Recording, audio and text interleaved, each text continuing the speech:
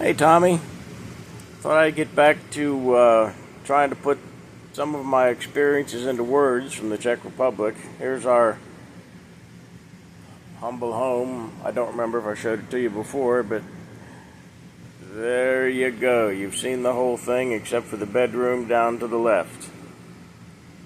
Alright, well, before we get to that, the Czech Republic is a country of just over 10 million people. It's about the size of North Carolina, and it is known as about the second most atheistic country in the world. Next to, I think it's Estonia, has a higher percentage of people that claim no religion when asked during the census. So we arrived in the Czech Republic on July 29th, 2002, with my wife and I, 2 teenage daughters, and the 2 little boys that had been born while at Bible college. And so we get to the airport in Prague, and a gentleman from the mission work in the capital of Prague picks us up. Of course, he doesn't speak English, and we don't speak Czech, so we're signaling to each other and trying to get our 70-pound suitcases into his pickup truck. And he takes us to the house where we're going to stay, which belongs to the other missionary. Or didn't belong to him, he rented it, who was back in the States on a furlough supporting churches. So I was able to begin ministry right off the bat, and for the first Sunday, there was a woman in the church that translated. And I started immediately in depth in the language, immersive training. I call it that. I had an hour and a half private lesson 4 times a week, and it was communicative, just learning to communicate. You teach a word, make it a sentence, teach me a couple of simple verbs, and I really gave my all to it, because within a year I was having conversations in the language, and it took about 4 years before I would say I was mostly fluent. Some things I didn't speak like the Czechs, but it was grammatically correct and understandable. But they had their own jargon and slang and things. But it's really a difficult ministry over there, because they're all atheists, and I tell people that the Czech people were really like honest atheists. You know, if you've talked to people in America that don't believe in God or claim to be atheists, they want to cut your throat. They don't want to just say, well, there is no God, so why should I be upset about it? Well, that's the Czechs' attitude. It's just, if you want to believe in Santa Claus or the Easter Bunny, we'll just smile.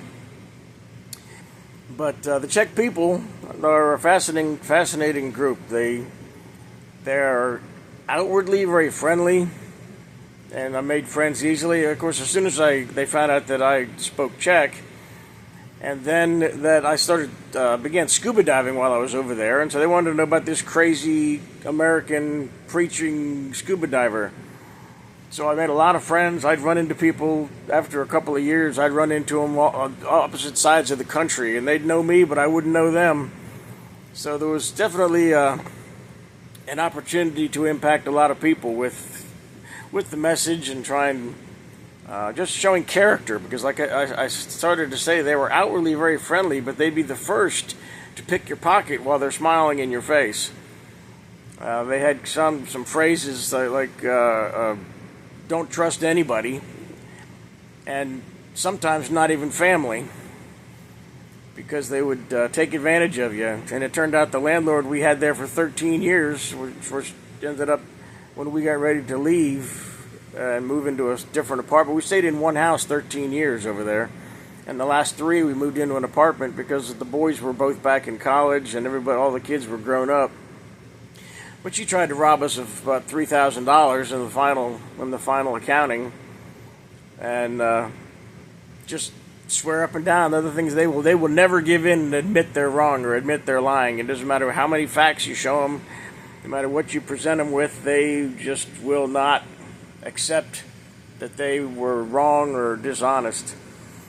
So did run into some events. There's a couple of examples about things like that. My auto mechanic, he was a good friend of mine. We dived together, and he started out as an atheist.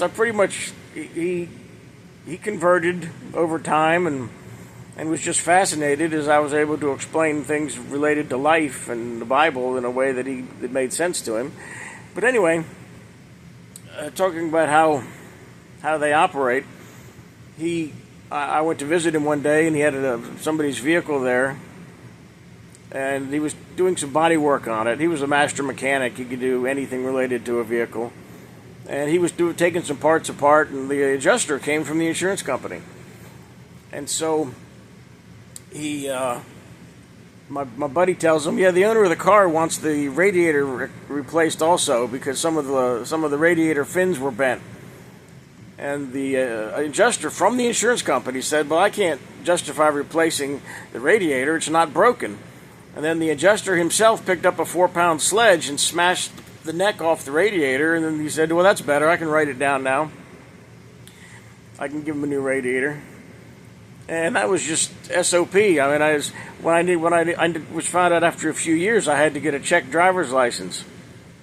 And they were going to require me to go through 80 hours of training, the requirements that they do for all of their students, even though I'd been driving 40 years.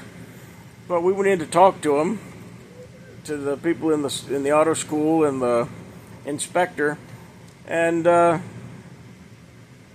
hate to say it, but I did it because it was so much easier. For a $50 bribe, I bought my driver's license. And the inspectors signed off on it. And next thing I know, I've got a Czech driver's license. And that kind of stuff. We had another situation. I bought a car on a Friday. Well, this was some of my stupidity, but the way that they are. I bought a car on a Friday, and they said they couldn't get me the title till Monday, but that I could go ahead and take the car home, and that would be all right. They'd handle the paperwork. Well, that night, somebody, in air quotations, somebody came and tried to steal it wasn't new, but our new-to-us vehicle right out of the yard. We heard a bang as they were trying to break into the passenger side and turned on lights, and the person fled, went out and saw the passenger side lock had been knocked out, and they were getting ready to steal it. And I know very well that the used car dealer was going to steal it back and take it out of the country and sell it again. And I would have been out $20,000. And you learned. I had to learn. You don't trust people. You don't take them at their word. They had something called, I called it the Czech eBay. And I bought a computer one time, and the guy tried to cheat me out of it, wasn't going to send it, and told me that's just too bad. And of course, even though I'm a Christian, I still didn't like putting up with being ripped off. So I said, look, sir, I have your address, and I'm going to come knocking on your door.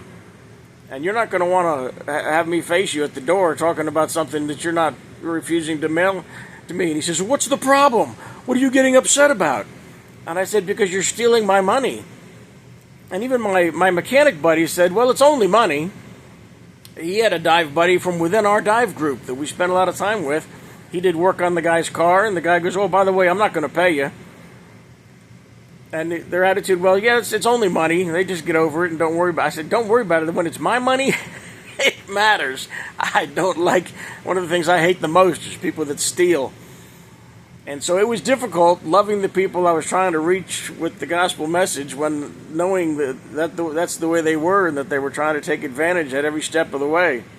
Even friends with friends, that's why I said family with family. It's just the way they are, the way the people are.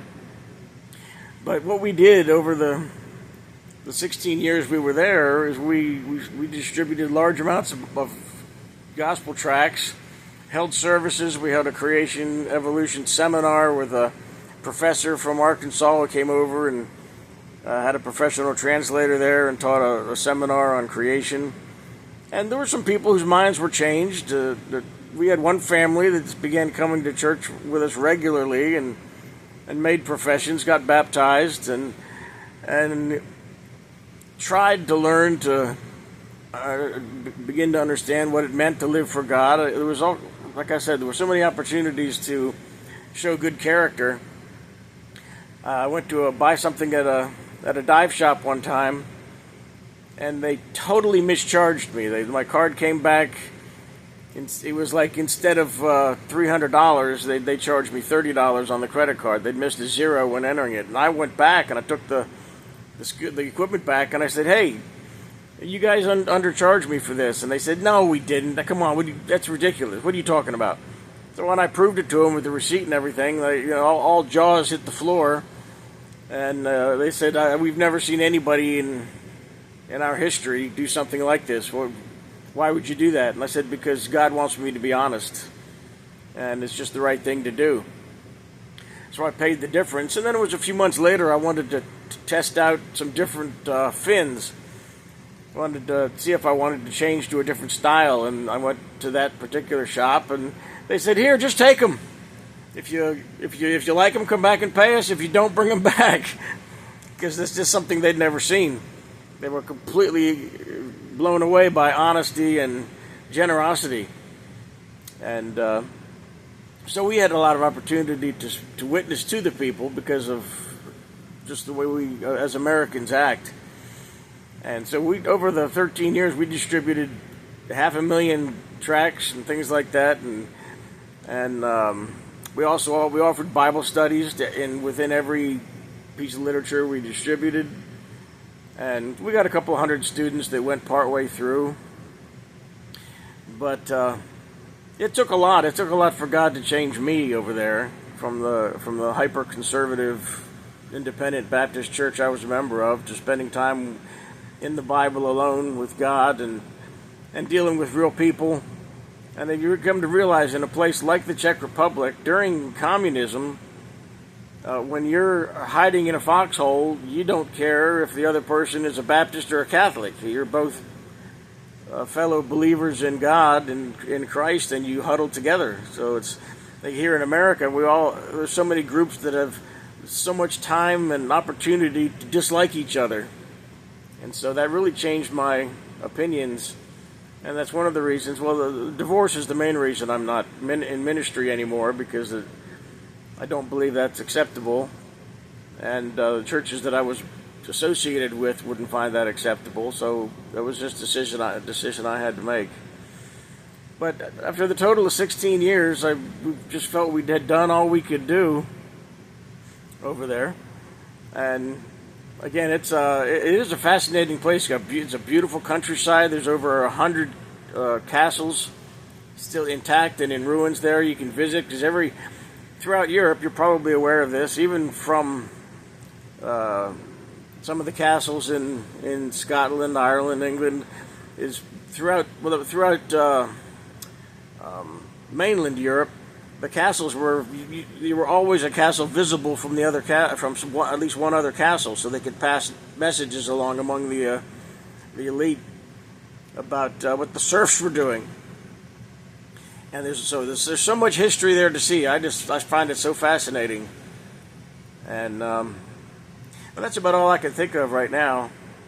If there's if you ask any question, maybe I can touch on something specifically.